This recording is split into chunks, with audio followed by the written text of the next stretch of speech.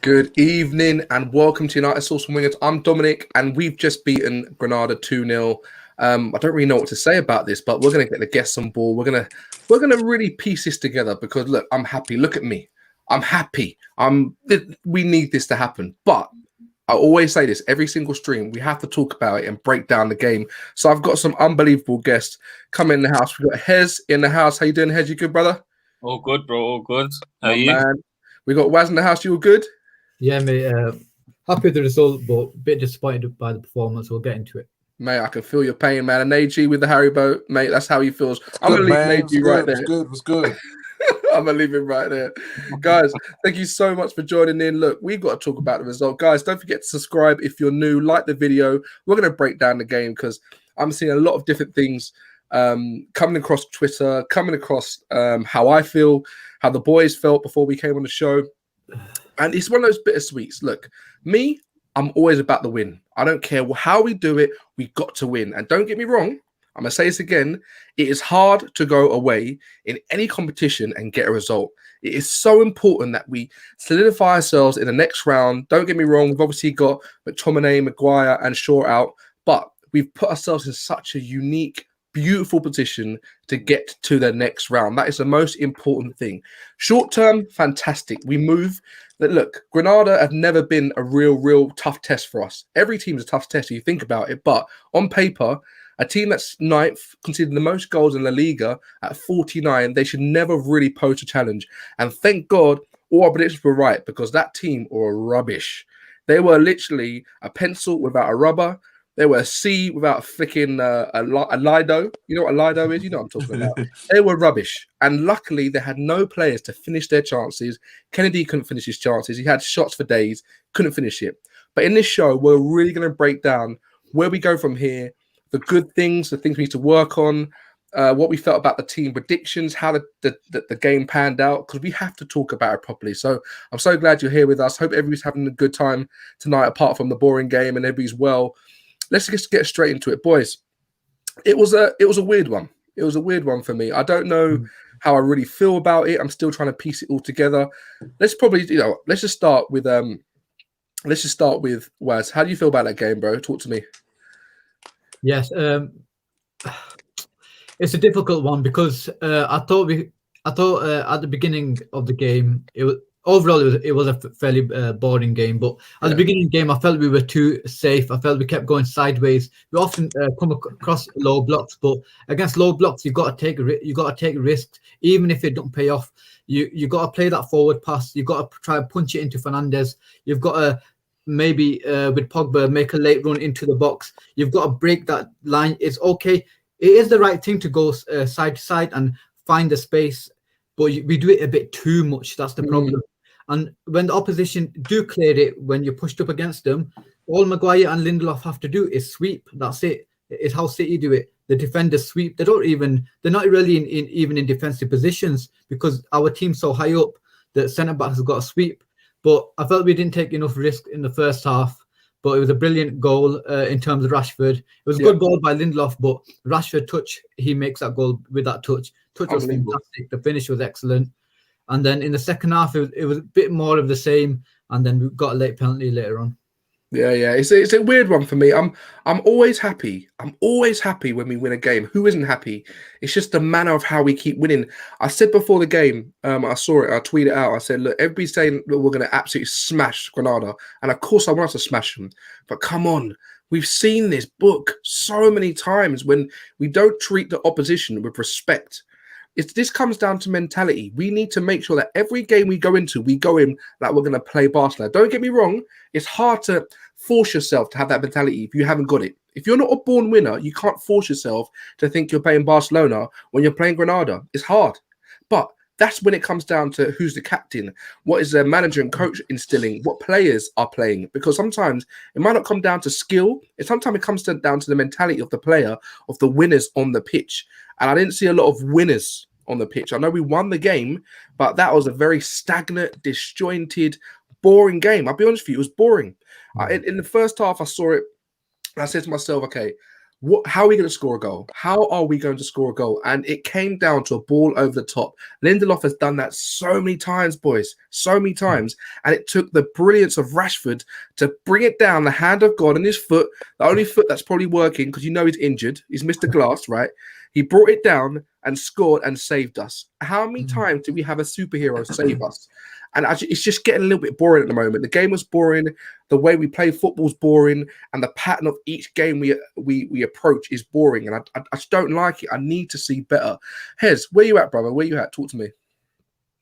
I don't even know where to start because I was so in and out that game because it was boring, and watching it just reminded me of that you just get your group of friends down to the park, and it was like park football. It was very sideways. It was very let the players do what they're doing. It didn't look like there was any tactics whatsoever. And I don't know. I personally feel that Ali just wants to get to the end of the season. I really do. I don't think he's trying to take any risks at all, because I did think about it and I thought to myself, if there was any other manager in Ali's position right now, sitting second at this point where he could get to a final in Europa, we would be happy with it if we thought about it in the beginning of the season. Our frustrations is that the way he's playing, and he just needs a big backbone. And we want to see Donny play. We do want to see a system. I used to get frustrated with people saying, "Oh, I don't want to see a system," because again, we spoke earlier about LVG, that people was moaning when we had LVG about a system. It's all about winning. And now we're kind of in the second place. People are saying we just want to see a system. It's just about trophies. But I want to see us just progress. I want to see us get back to the top and be sustained in that position. That match, I haven't really got a lot to say about that match. The one frustration for me is I know Lindelof's goal was good, but over the past few games, I'm just frustrated with the midfielders passing the ball to the centre defenders for them to play the midfield role. That makes no sense. Yeah, you're right. Why are they playing the midfield role? It frustrates the life out of me, if I'm honest. So, the players need to step up as well. They just need to step up. I hear you, man. Yeah. Guys, thank you so much for tuning in live. Look, we're breaking down the game. We're happy with the result. 2-0. See you later. For me, job done. Like, you know what I mean? You're about to sell a house. You basically got the keys. Now you got to walk through the door without tripping up. That's basically it, right? But it's more than that. I don't think Pogba and Scott McTominay work. I don't think it works. I think Pogba was an absolute passenger at the back of a bus, just singing, "Oh, McDonald had a farm." He weren't doing nothing. He weren't doing anything. He was a ghost. And Pogba but to me, it's in my opinion, he's a world-class player. And he was an absolute passenger today. And that speaks to me about something that, look, every game, you can't have a player play amazing every single game. We can't. It's just how it works. Some people come up, some people go down. It's just how it works. But it just shows when you haven't got your best players playing the best they can, it's rubbish. It's rubbish. Bruno was rubbish, apart from the penalty, obviously, and the keeper saved it. Pogba was rubbish. And then what happens after that? What happens? We just fall down like a flicking lead balloon. It's not good enough. It's not good enough. I'm going to quickly get to the comments quickly, and I'm going to hit up with Naji and see his thoughts. Trizzy Des in the house. Good win, but goodness, the football we play is shambolic. Preach, brother. The blessing of the yellow cards. We don't have to see McNugget and Staphead. I'm assuming he doesn't rate either of them. I'll take that as a yes. I like Trizzy Des. Bliss, my man. Nice win. Donny must start from now on. The ref was shocking. Maguire, Matic, Pogba, Shaw, and Scott all missed the next leg. AWB thought he lost a man with the streak. AWB, I think he tried to tackle that streaker. He was like, "Look, there's a guy on the pitch. I've got to get the balls." You know what I mean? One of those ones. I think Pogba can play. Yeah, Pogba can play next game. Yeah. Did Pogba get a yellow card? Yeah, one yellow. He He got play next game. Yeah, he can play next game. He didn't really play this game, to be fair, but whatever. The shutter runner, yo, guys, what's going on? How do we win that game? I'm talking to you. I know, man. Guys, when will we start playing football? This is why we can't get over the last hurdle. Ollie's at the wheel. Jesus have mercy. Frederick, you're you're having some jokes. You're having jokes. Oren, not pretty, boring, but job done. Need that 2-goal buffer with our main players out second leg, but thank God we're not in Champions League. Boys, did you watch the Champions League? I know you did because we were all tweeting about it. The Champions League level is just so... It's so far apart from what we just saw. Granada were rubbish. It's Nate G, frightening. how bad were Granada today? Is that even a question, bro? Like that's like I'll be honest. I think we made Granada look like they had a chance, and that shouldn't happen. That shouldn't happen, bro. Like I'll be honest. Like as much as I respect Granada, and I think I tweeted before saying Granada are not a pushover team. If you think we're gonna push over Granada, then just go back to when we played Bushikaki at them times and Demba Ba doing bits, yeah, and then them fans there need to just sit down. Because for me, Granada always have a chance because this Manchester United team, they give every team a chance. You have to understand that now. It's a pattern. We give every single team a chance, whether it's from a set piece, whether it's from an open play goal, whether it's from a mistake.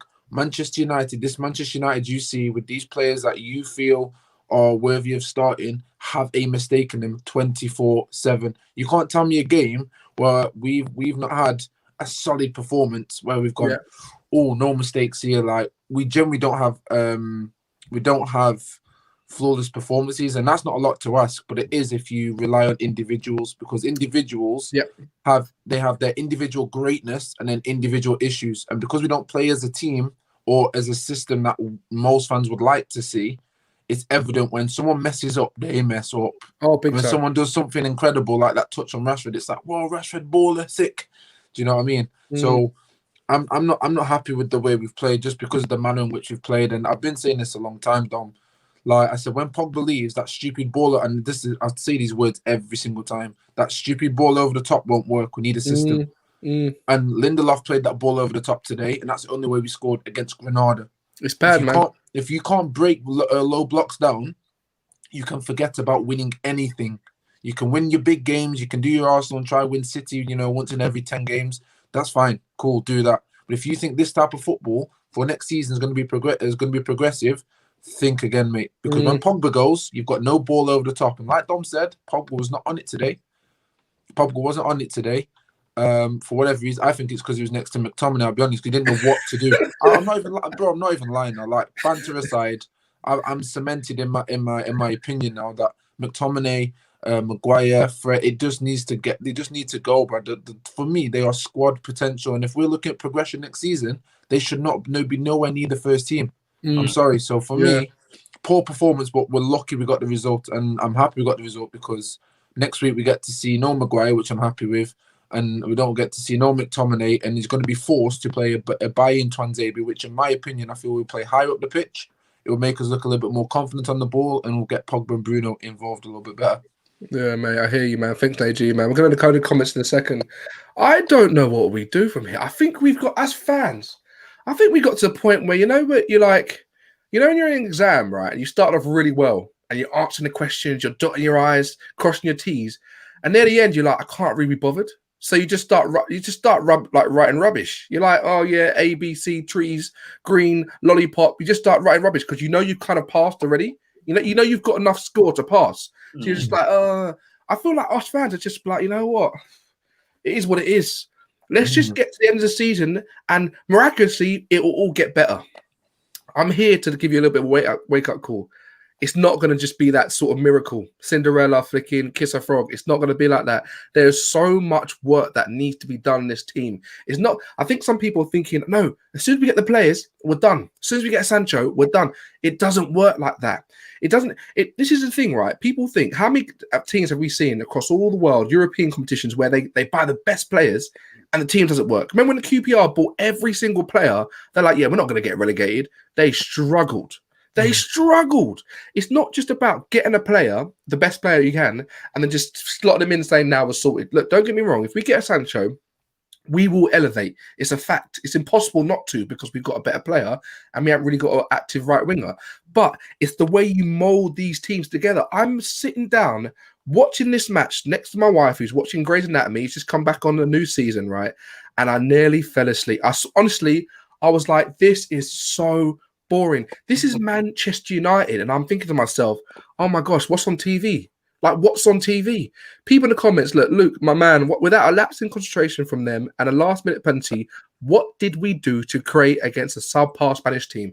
My man, this is where I go to.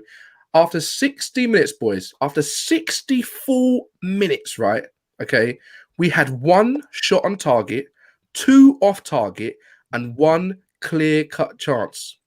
That's it. I'm sorry. I know away games are tough, but we weren't going up against PSG. We weren't going up against Barcelona. It was Granada. And we can now safely say that they're a rubbish team. They were rubbish. Can I They just were add? not Dom. good. Jasmine, big up, Don. We got the result, but the football diabolical. I hear you. Even if Ollie wins Europa this way, I can't keep watching this football. Yeah, this football is diabolical. The G with the best pitch in the world, I think. Guys, honestly, besides Ollie being crap, these players are not good enough. First touch, passing, and positioning. It says when you watch Bayern City, they don't let their opponents get out of the first half and have most of the possession. We will never play that football under Ollie, even if we have the best players. Hez, do you agree with this statement? Do you think, even if we have the best players, we will never play this sort of possession football on the front foot, scintillating? Do you think we could do that under Ollie? You know what? I don't think it'll be possession, but I do think we can play intense because I've seen us play intense under Ollie. I don't know why it's not happening now. Like I said, I don't think he's playing risks, but I think people really do. They forget really quick because Ali has gone on crazy runs, and it's funny to me because it's kind of what Neji said about we give every team a chance, and it literally is every team a chance, whether the crappiest team in the world or the best team in the world. And it's weird to me because even you said, Dom, the Champions League level is different, but I can still see Man United in the Champions League playing against them, and I don't think we'll get battered. It's like we just play the game for the moment. We play, it's for that moment. Because again, we beat Leipzig 5-0, and we played against PSG. We played amazing. We shouldn't even be at the Champions League right now, to be honest. But it's because we play the moment. We don't control games or anything because even little things like Rashford being injured, like just trust your players and rest Rashford. Let him be fit for Tottenham, but he's not. He's just playing. He's playing the moment in everything. So right now, he's just playing his strongest team possible for every single game. It's like a little panic, but he just needs to let the players do what they're doing, and it's just okay. On that basis, then, Hayes, because you say some good points, right? If he's like doing this moment, if we play better against Barcelona or PSG, and we step up. That comes down to mentality, right? Yeah. So who's instilling the mentality into the team? It's clearly Ali. Like I said, Ali's not taking risks, so the players are not taking risks. It's filtered down right onto the pitch. So what do you do now? If I'm honest, it's a weird one. That's why I said I need to see. I'm just waiting to get to the end of the season because right now he's in a stagnant position, like a proper neutral position where he's not taking risks. He's not doing nothing. So it's just every single time we watch a game, we're saying the same thing over and over and over again. Like, if I'm honest, I prefer to play our counter-attacking football right now. I'd rather risk that because it's more exciting for me. We've gone back to wanting the counter. When we have the counter-attacking football, we're like, because it's interesting you say that, Heads, because Holly came out and said, look, we used to do a counter-attacking football earlier in the season. He actually came out and said this. Now I'm trying to play progressive football. But I think what we realised is that he can't play progressive football, or the coaching staff can't teach it, and the players aren't responding to it. And not only is he not teaching it, he's not playing the right players to play that progressive football. So it's just it's the awful soup. This soup don't taste good. He's mixing things all over. It ain't gonna taste good. We're in a bad situation. Sufan saying, "Big up, guys. Not the prettiest to watch, but if we win this trophy, I think Ollie deserves one more season." Wad, what would you say to that, bro? This is a very good point. Oh, it's a difficult one because if we do finish in the top 4, which is most likely now, and then Ollie does win a trophy, it's like it depends on the board. Are the board gonna back him in the summer to maybe close that gap? I don't say they're not going to back him because when have they ever backed really the manager to get what they want? So let's say they're not going to back him. What are you saying about that? Yeah, normally with the board in the first season of a manager, they normally give him the money. Like with Mourinho, I think we've got Pogba, Mkhitaryan and so on. Yeah, Ollie got Maguire, Bissaka and so on. It's that second season. I think with Mourinho, it died down with Fred and Delo, and then we got like Donny, who really should have been Grealish, and then we got Tellez, and we got like second-rate players, so to speak. And that's the problem for me. It comes down to the board. But then again, we're going to have a bigger it's a bigger discussion. What manager could we get that would actually overtake Man City? As a club, we don't even want to overtake Man City. So the the next manager can do is probably get second as well. Yeah, that's yeah. I guess it's how we get second. It's how close we are. Because I think what people are not happy with and why the fan base is so divided at the moment is that it's the football we're playing, Wes. It's the football we're playing to do that. Because at the moment we're second, and people are like, you got half the fan base going, Gary, we're second, mate. Chill out. Come on, just get a beer. And then you got the other side going, hey, I know we're second, but the football ain't good, Gus. Do you know what I mean? And this is the problem. This is why everybody's divided, because what we see, right, is that usually if you do something in the right way, and we know what the right way is, we watch football all the time. If you do something the right way, you'll get the results. We're doing something, we're getting results barely, and we can see that this is not going to last. But people are saying that we're going to get players and it will all change. I don't see it. I don't see it. Naji, I can see you want to say something, bro. Yeah, bro, I was just about to say what you were talking about. I'm thinking, but what people don't understand as well, yeah, this season, after COVID, we're going to go back to playing maybe one game a week, and then throughout halfway the season, you start getting twos and then a couple of rounds. Yeah. So ultimately, you need your best 11 ready, fit for that moment, because let's be honest, and it's not an excuse for me, it's just reality. Yeah, most of the top teams have their best players out due to injury, being overplayed. We're very, very close and very lucky, in my opinion.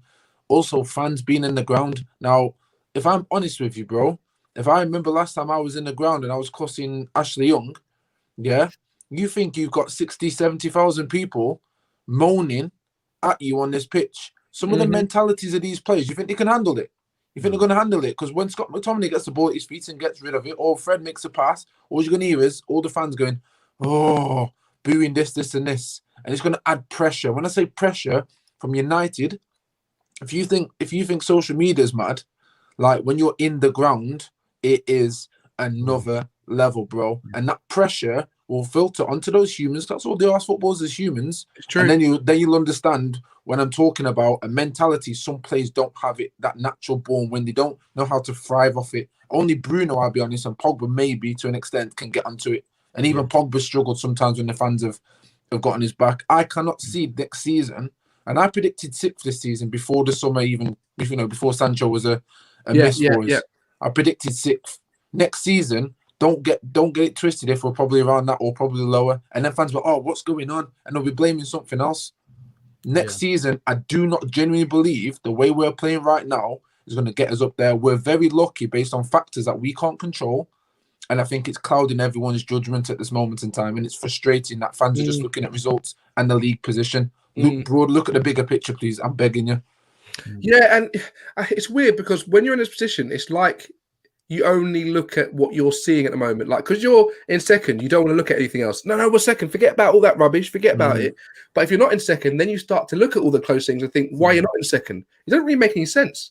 You choose what you want to look at when you want to look at it. It doesn't make any sense. Guys, don't forget to smash a like. We've got about 27 people watching. Like the video, really helps. Appreciate you.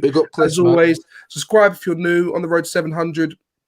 Guys, this is a serious situation. I've got so much to talk about. Mike, I was just about to say a last name, bro, but I don't want to disrespect you, and that is hard, man. I'm gonna say Oki, if that's okay. Come on, guys. McTominay isn't even CDM. He's just a tall Scottish bloke who can score headers and bangers. Yeah, mate, we know, mate. Fred's not CDM.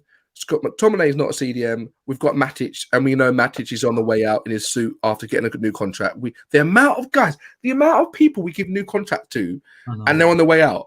Andres Pereira, Phil Jones, Matic, like Jesse Lingard, we're about to give him. Like, how many people? It's like, oh, no. Give him a contract. Wait a minute. Why don't we let him go like David Silva, like company, and build it on? I hate referencing Man City, but if you're a small company or a big medium company or a big company, you look at other big companies doing it well and try to see how can we emulate them. The big company at the moment is Man City, like it or not. Like it or not, they've won so much in the last how many seasons, so they're doing something right. I'm not saying that we've got to mold ourselves. I'm not saying we've got to go and find someone with loads of oil money. I'm not saying that. But we finally got a structure, a DOF, which Man City have had for flicking years. Now we're hoping that works out. But how many players we've got? I've heard Man City's going out to get a left back. How many left backs do they want? They want all the left backs of England. Like, it's just ridiculous. But they're going to get stronger and stronger. We can't let people keep going past us. It's embarrassing. Guys, you know what I really want to ask you? I'm in a really, really big position now because I keep seeing loads of people talk about this, and I really want to get through this, guys. In the comments as well, can anybody really tell me and explain what Ollie's playing style is right now? What is Ollie's playing style? Can anybody coherently tell me in the comments? And I'm going to ask the panel, what is Ollie's playing style? Because lots of people I see on Twitter are saying, what is his playing style? Like, we know how Pep plays. We know how Klopp plays. We know it. It's clear. We even can say how we know how Leicester play. What is, in the pitch, when he's talking to his coaching staff, he's saying, this is the team I want to play. What is Ollie's playing style? Naji, I'll start with you. How would you describe it? Adaptive. And by adaptive, I mean he adapts based on who he's playing. I don't think he has a one specific style. Furthermore, to be more accurate, I don't think Ollie has a style at all. I think his coaching staff, they are responsible for how we play and how they want us to play. So of course you talk about playing out the back. Of course you talk about we used to counter attack. I'm saying the manner and how we do that, it's all over the place, and depending on who we play determines how we play. So when we come up against bigger teams, we can get some great results past them because we adapt to them, and then we hope for individual brilliance to come through. And you know, me and amongst other fans, we start celebrating that. But the issue is when we come against these teams that are predominantly always going to low blockers, there is no style. It's just hit and hope, and this is the issue. Yeah, fine. Okay, fine. All right, Heads, how do you describe it then, bro? Because I've got people saying, run the first 11 into the ground. That's the style. Bruno and Inshallah, winning and competing from John, my man, and freestyle football. So what would you describe? If you could say, like, this is Ollie's style. You know LVG style. We all know it. What's Ollie's playing style? It's similar. Dead. You said adaptive, and I was trying to think of something as well. And adaptive kind of does make sense because I think I had the discussion before, and I said I think he's trying to emulate Sir Alex Ferguson because he didn't have a one style. He puts the players first. It's who he has on the pitch. But obviously Ali's not at the level of Sir Alex Ferguson, so he doesn't have one style. I think he's trying a progressive style now, and because he's trying to learn a progressive style, it's going to take time for that to come into play, and he probably hasn't got that time. Do you know what I mean? That's why I said our strength was counter attack because we've got explosive players, but right now there is no style. People can say freestyle football, but it's playing to the players' strengths, and right now he's just playing certain players over and over and over again. Okay, so yeah. I think you're in agreement, AG. And Waz, how do you say what's Ollie's playing style, bro? I feel Ollie, away from the counter attack that we've seen, I feel obviously we've mentioned the progressive style of play is probably trying to go ahead with. We do play predominantly a 4-2-3-1. Majority of the time we play a 4-2-3-1. I feel he's trying to play out from the back with Lindelof and Maguire and try that and them two to try and feed the central midfielders. But our central midfielders generally are very incompetent in terms of playing it forward to the line. So, see, when you saw Bruno today, he was asking for the ball and he was like frustrated and those hand gestures. Because do you remember Michael Carrick? He used to fizz it into Wayne Rooney. Oh, yeah. Yeah, you just see it all day long. It's one of the most underrated passes in football generally. And then Rooney would turn and then create from there. Whereas we've got Pogba who does it here and there. And then McTominay can rarely do it. So that's the problem there. I feel in the final third, I don't think there's much instruction there. I feel he just lets the players do what they do in terms of their own style of play. Green was going to cut in and do whatever. Cavani's going to make that run. Fernandes might try chip ball over the top. I think it's freestyle. In the final third, I feel it's a more freestyle. But I do feel he's trying to try something, but it's breaking down in terms of how they're coached, and it's also massively breaking down in terms of formation and personnel, because we've seen it with McFred as well in the past. It just breaks down in midfield. Can I just add to that as well, just before we move off topic? Obviously, you talking about that ball being fizzed into midfield and Pogba struggling. I still don't understand, why. And the only thing I've got is because he wants to protect Scott and Vicky. But not Scott and Vicky. I'm trying to rubbish now. Harry, there you go, Harry and Vicky. But for but for me, I'm saying we know Scott McTominay isn't a CDM, and so isn't Fred. Van der Beek isn't either. They're both those central midfielders. So why not play just a baller in that hole that can accompany the midfield? So when the ball does get to the feet on the attack, we can at least make Van der Beek will make that first pass, and his movement to drag players out of position will open the gaps through the midfield to allow Pogba to feed it into Bruno. It's not rocket science. And I know people saying it's too attacking. I'm sorry. We're not Chelsea. We're not Jose Mourinho's best Chelsea. We're Manchester United. We are attacking. We should be attacking. We should be able to leave our centre backs free. They centre backs should have a free role to defend, where they're more so in one-on-one situations, not the opposite way around. You know what I mean? Van der Beek and that hole in the pivot would make so much more sense. And because they're both intelligent players, they're hardly ever going to get caught out, because they're going to be in the right position. And Van der Beek, once the ball touches his feet, it's gone. Yeah, it's actually gone one touch. So it makes sense. And Ollie knows this. Let's be honest. Ollie knows this, and the fact he's trying it, that tells me a lot from his intelligence. That tells me a lot. And I'm not even a coach. Maybe it's not even intelligence though, mate. It might just be bravery. He's trying to keep his job. He's trying to get results. I agree with that. He's getting results by playing it safe.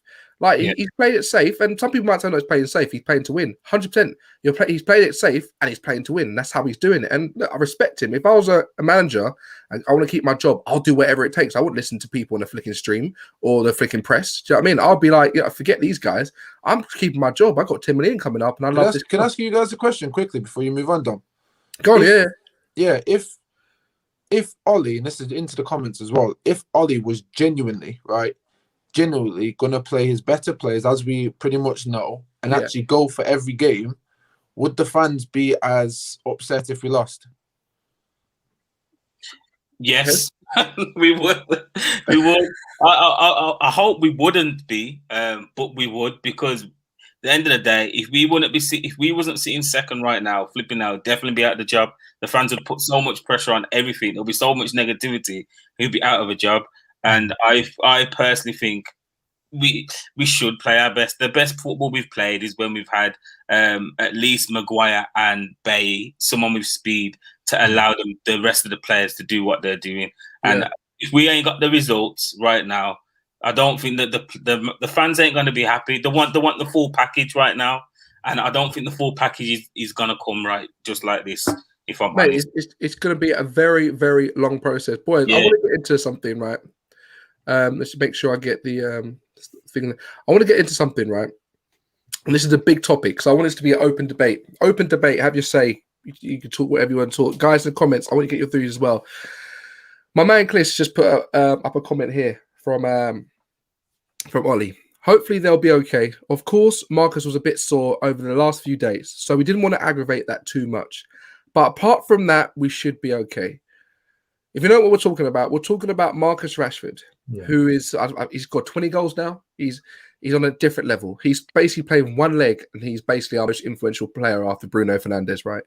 He is very key, and you saw it today. Even when he stopped playing that well, he's great, right? The guy played, you can see in his face, he was not happy. He was not happy today. He was trying to do little turns, couldn't turn. His head was always down. And we knew he played with being sore. Before the match, he said he's sore, but he wants to play. Ollie said he wants to play, so we're going to let him play, all right? I want to ask the panel here, right? And people in the comments, what do they think about this? Because are you in the corner of, wait a minute, it's the right for the manager to leave up to player if the physio says the green light, or wait a minute, it's up to the manager to say, forget the physio, I care about this player and I want him to have a future and actually rest, and we need to go and rotate and use other people. Where's everybody stand that? Because for me, I think that obviously Marcus Rashford is so influential, but I don't want to see this guy in injury, playing injured for the rest of his life. Like, it's just like, if he's not feeling well, why would you play him? If he's hurting, why would you play? It doesn't make any sense to me. I know you can play with injury and injections and so forth, but he's been injured for so long. Where does everybody feel on this whole situation? Are we taking it extra, or what's happening? What do you think, boys? Shall I go? Yeah, go. Yeah. So with this Marcus Rashford situation, we'll get general fans where all those like passion merchant fans how people say it, whatever, they'll say, I'm glad Rashford's playing through the pain. I'm glad he's fighting for the badge, this, that, and the other. But long term, Marcus Rashford is going to be finished at the age of 27, 28 if he continues to play with these niggles. Arjen Robben used to get niggles like Rashford's getting, but people call him niggles or you can play through them.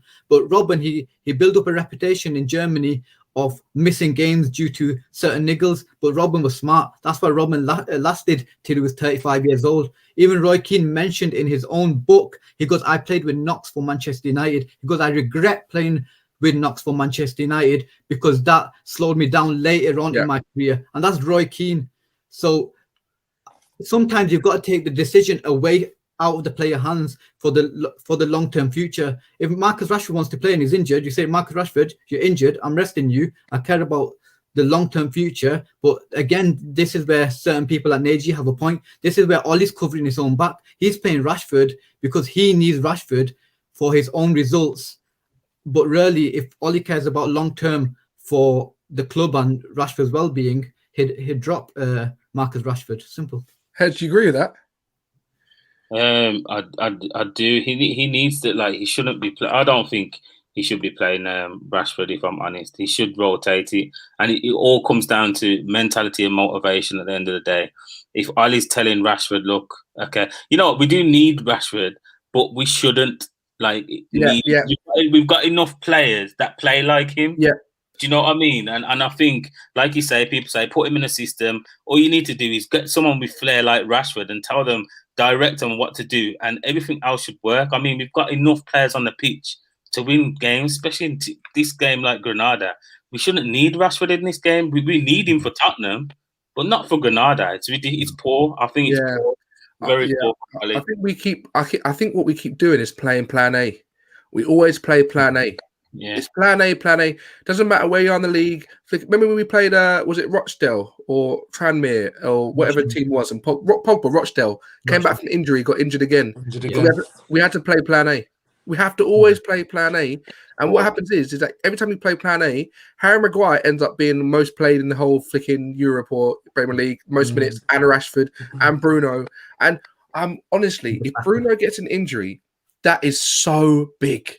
That is huge, not just for the goals and assists he produces, but the confidence. Well, our confidence really is not even up there. Imagine if we lose Bruno. You know, when you're playing a football match or athletics or even playing a competitive computer game, you know you feel better when you've got your best player there. You know, you feel more safer. You feel comfortable. You're like, oh, man, even if I flop a bit, I got my man Guy. He can help me. If Bruno goes due to overplaying, see you later. Like, honestly, all the things we keep doing, all the penalties we keep getting, all the assists when he's playing crap, Bruno's not playing the best and he's still helping us. It's just going to come and be an internal stuff. We need to have a plan B. We need to figure out a different way of playing. And that's where I think Ollie has limitations because he wouldn't keep playing Rashford. It doesn't make any sense. Like, you know where there's no consistency is that Ollie knows that Bailly, right, is there. He's available. And he'll go, no, we need to give him more time. Yeah, we need to give him more time. Bailly's not really. He's got a niggle. So we won't risk him. Marcus Rashford has got a flicking Empire State Building, right? A niggle. He's got the Empire State Building on his back, and he's like, okay, we'll put him on. So where's the consistency there? Yeah. Where's the consistency? It's very hypocritical. He doesn't rate Bailly. That's it. Exactly that, bro. And this is the point. I was having a conversation with on the Terrace. And I made this talk about why on earth is it fact that he can't play Twanzebe and why he can't play Eric Bailly even together or at one point. And one of the brothers was saying, you know, we all know he's not fit and Maguire and Lindelof is more reliable. I said, okay, well, that's fair. And the internet cut off. But what I was about to say is I can appreciate that, but let's go off that logic. It's very hypocritical then that he would rather choose a 50% Lindelof than Bailly. So surely it's not the fact that he can't rely on Bailly's injuries or Rashford's. What it is a case of he prefers Lindelof over Bailly. And if that's what he feels, tactically, I can then hand on heart and go, well, whoever's injured, if they're your favourite player, you end up playing them. So if you aren't hypocritical, then I can only assume and correctly assume that you do not like Bailly playing.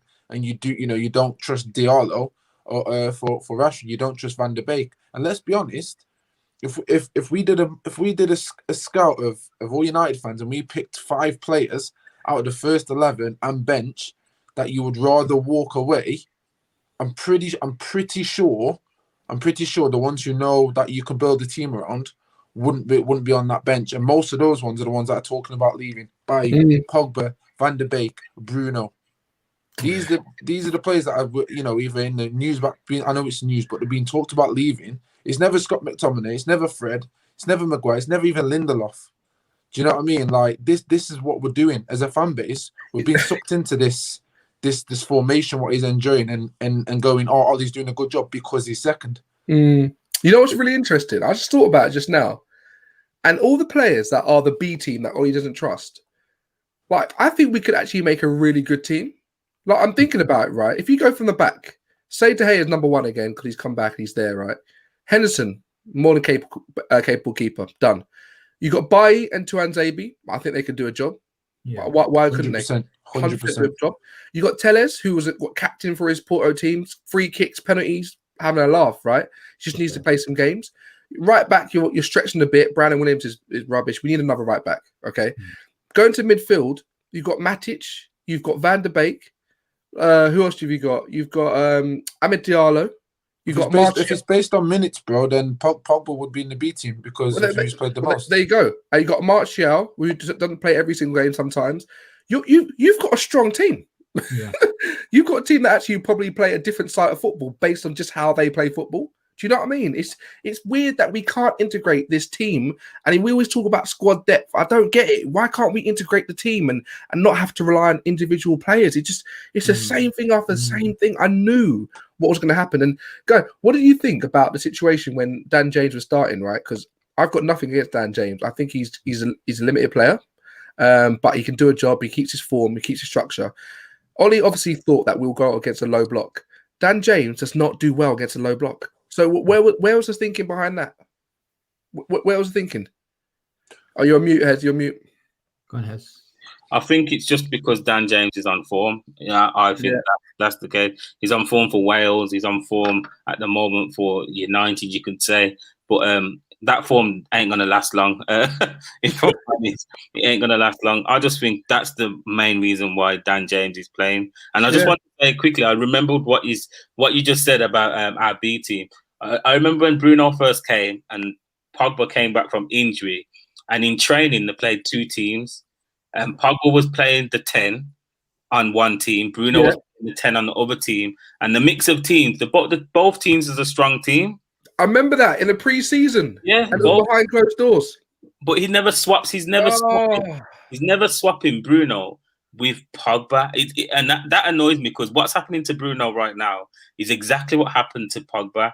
He was playing good in the 10, but then all teams had to do is put people on Pogba, and then it kind of burnt out. And this is what's happening with Bruno again. Because if I'm honest, I don't think Bruno's been playing well for a minute. He knows how to take risks and get that goal or get that assist, but he hasn't been playing well. Like, he frustrates the life out of me. But he just knows how to get over the line. He's very frustrating. I was looking at the game and I was thinking to myself, all right, cool. Another game, another boring, disjointed match, and we've won 100%, fantastic, great. But I just can't take this sort of football. Wes, I'm just thinking to myself, like, Donny's come on with 5 minutes to go. What's the point? What's the tacticalness about that? Just to give him minutes. Just to give him minutes. Like, that's a disrespect for me. Like, where was the tactical move behind bringing Ollie on? Was it tactical, or was it just to give him minutes? Because you give him minutes, 5 minutes, what's that going to do? Like, what is that actually going to do for a guy who is played at one of the highest levels for his club and country, and he's coming on for 5 minutes? And then you've got Cavani coming on. Did you see Cavani come on and he ran for the ball? His pace let him down. He just couldn't get it. He turned around and said, "Oh, what was that bad ball?" His legs are gone. What are we doing as a club? I'm just so bored. This is nonsense, dumb. And this is what I keep saying. Ollie's in-game management will be the death of him, bro. Like, fans need to really understand that there is no better from Ollie. If you look at his choices, you got to understand that when he makes these choices, he is happy making these choices. It's consistent happiness from Ollie, and that's okay because that's Ollie. It's his job. He's got to do what he's doing. However, Next season, when Pogba ends up going, if he goes, because COVID may be the only reason he stays, Mm-hmm. and wages, that's the only reason he wants to stay. But if Pogba goes, Ollie's going to have to find a new way of playing. And he showed us he doesn't know how to use his better players to find a new way of playing so we can get the result. So much that he has to stick with McFred in midfield to put Pogba on the left. No top manager would be putting Pogba on the left if he knew that he had a new way of playing. I can tell you right now, he could easily set up a diamond, use Fred in the CDM, Pogba left side, Van der Beek on the right side, and he could play two strikers. He could literally play Martial because Martial's great on the ball and can grab and can literally hold up the play and link up play well with the players in a close proximity. And also, if Cavani is playing, he'll make those runs outside the box. Any top manager can find any formation to play with the players that he's got to at least make us look like we know how to go and win games no matter what. So when we do lose certain players, we can, Fergie went 4-5-1 against Barcelona. I remember going 4-5-1. Wow, that was weird. I remember as a little young person, I was going, that's weird. But watching how we play, I was thinking, oh, okay, that looks it. We've got a chance. Do you know what I mean? And that was random. Sometimes you turn up to Arsenal, we said 8 defenders. But we play 4-4-2 with 8 defenders. It doesn't matter who we're playing because we know that the coaching staff have something embedded and he trusted their players and their ability. Yeah. Ollie has, for me personally, I feel Ollie's reached his ceiling, and this is why I said I'm not Ollie for the rebuild, I'm not Ollie forever. It's getting to that stage now. The reason I'm not Ollie forever is because I don't really feel he had the ability to take us next level, and he's getting to that stage now. It's so weird, right? I put out a tweet earlier, and I said, so it's confirmed. Ollie thinks Dan James is a better winger than Ahmed. Fair play, but wholeheartedly disagree, right? People were taking that literally, that I'm flabbergasted and so angry that Ahmed didn't start over Dan James. I'm not an idiot. I know that Dan James is the sure thing. He's a safe bet. He keeps his structure. He defends well. He's got match rhythm, and he's not coming to a game from a different country. I know that. I'm not talking about Ahmed starting this game and just doing it. I'm talking about the use of him for the time he's been here and the bravery that Ollie shows and the coaching staff shows. Like for me, Ahmed is a better footballer than Dan James. We're playing Granada, right? Okay, and I've seen so many ample opportunities to play Ahmed. When we were 4-0 up in that second leg, didn't play him. Didn't start him. I was thinking to myself, okay, interesting, because that makes no sense to me. And I'm saying to myself, I want to see more bravery. I want to see someone who's come here who looks like he's very confident. He's got an ability. He's scored his freaking debut. Why can't we give him a chance? Why can't we give him a chance? Because if Granada are going to be sitting back, which we thought and knew they're going to do, this could be a good game for Amad Diallo. You know what I want to see from my manager? I just want to see some more bravery. And that's why I put that tweet out. I want to see some more risks. If it doesn't pay off, I'm like, all right, look, he took a risk. I get it. We bring on Dan James, second half, whatever. No problem. I don't feel like Amad Diallo is going to be the decision maker for us losing that game. Yeah. Do you see what I'm saying? He's not going to be the definitive person that says, "Oh, we lost that game because Amad Diallo played." Dom, Diallo's the reason why we're flipping playing Granada in the first place with the goal. So, he's the only one who makes that run from right wing and makes the header. Like, this is what I mean. Like, no one. If Amad Diallo started today, no one would have been like, "Oh no, start Dan." No one would have said that. But when he does start, I say, "Oh, Amad potentially could have played." People are like, no, are you joking? No way. It makes no sense to me. I'm just bored of it. I'm bored of this team at the moment. It's not entertaining. Like if we played entertaining football and we drew, I'd be like, it's a bit annoying. But look, at least I know what we're trying to do. At least I know there's a plan. We're trying to follow the yellow brick road and get to the Emerald Palace, right? I get it. But at the moment, I don't know where we're going. And that's what really frustrates me. Guys, thank you so much for tuning in. Don't forget to like and subscribe.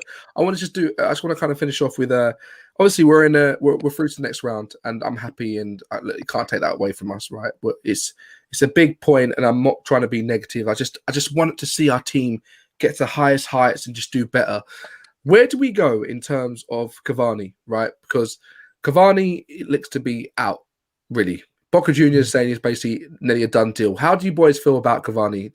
You don't care? See you later. Good riddance. What are we doing? Because obviously we're going to next season. We need a striker. We're not going to have a lot of money. We can't get a CDM, a right winger, and a striker. It's impossible. So how are you feeling about Cavani in that whole situation? Waz, how are you feeling, bro? Yeah, with Cavani, I always felt it was a short-term deal. I thought he'd just come to Manchester United, do what he does, and then he'd be out. Because a lot of these like South American players, they do like to go back to the home country and play for like the club. Like I think Rojo's gone back as well. I think Tevez did it for a while as well. They like to go back. But touching on that point that you made earlier regarding Amad Diallo, for example, when Pogba went off for Matic, could Donny not have come on instead of Matic coming on? And then Donny would have had half an hour. And then we're talking about Rashford needing rest. Could not James play on the left and Diallo play on the right and then rest Rashford? Granada have conceded the most goals in La Liga, 49 goals, and the 9th in the league. They've conceded the most. So it shows what type of opposition they are. They are a weak opposition. They are susceptible defensively. So we could have rotated with Diallo. Diallo's no mug. He's one of the finest talents in his age group.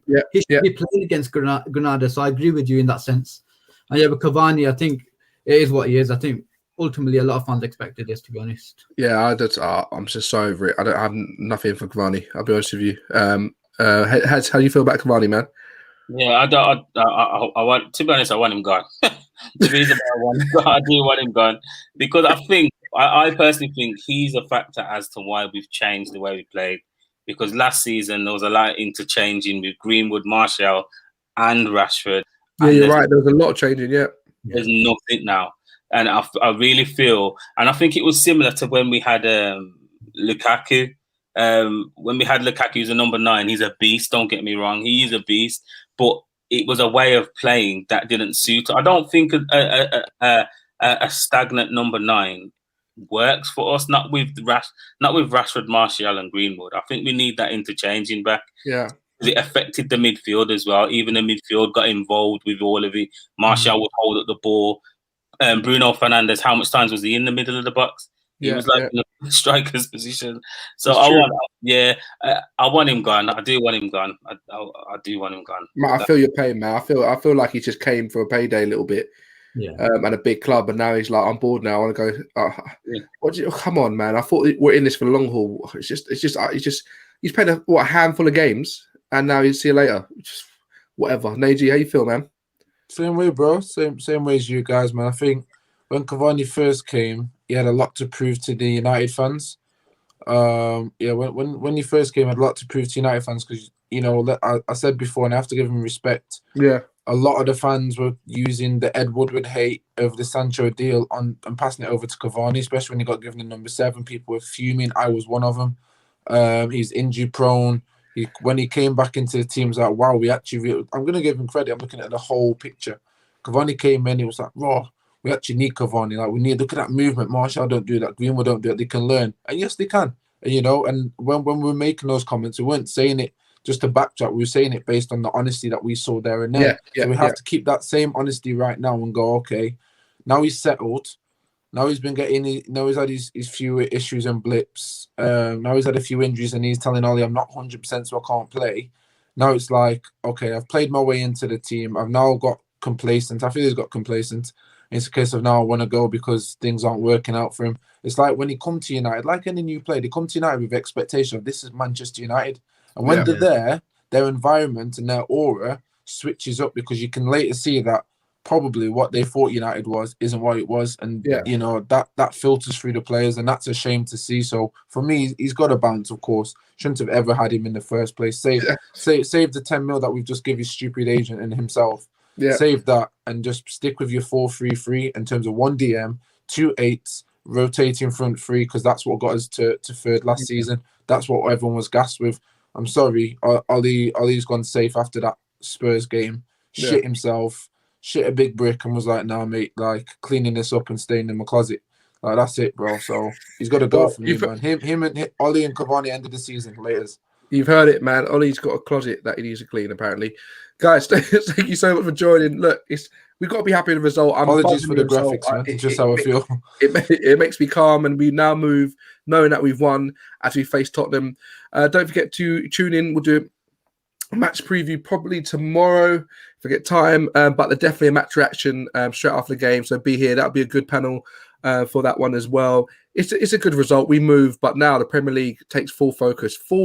We can't be a laughing stock. We're going to leave that to Arsenal. So yeah, don't forget to like and subscribe. I appreciate the guests coming here. Waz, Hez, Neji. Check out Neji's channel, Sunshine 47 on YouTube. Good channel there. Subscribe if you haven't already. You know who NAG is. Guys, I appreciate you all day long. Have beautiful evenings. 2-0. Word up. Peace.